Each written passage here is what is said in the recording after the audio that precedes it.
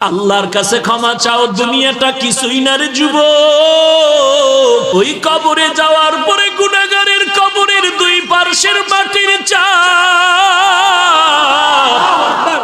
পাথরের হাড় চুরমার হয়ে যাবে। একটা নয়, দুটো নয়, 70 থেকে 99টা সাপের কামড়। কবরের ভিতরে জাহান্নামের আগুন।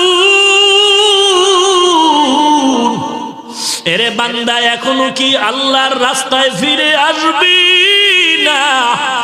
আল্লাহ দেখায় দেয় দুনিয়ার বিল্ডিং এর আগুনে কত যুবকের লাশ, আর চিৎকারের আওয়াজ, বাঁচাও বাঁচাও।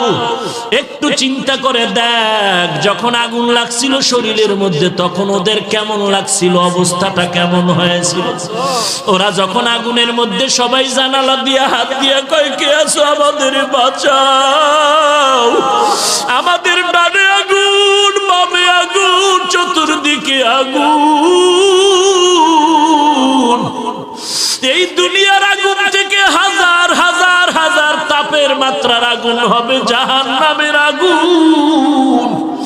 এরে যুবক, পায়ে হাত রেখে বলি, পাও দুইটা আগাইয়া দাও। আমি তোর পায়ে ধরে বলি, আর গুনাহ করিস না রে যুবক, আর গুনার পথে যাইও না। নামাজ পড়ো, পর্দা করো, মা বাবার খেদমত করো, আল্লাহওয়ালাদের দোয়া নিয়ে চলো।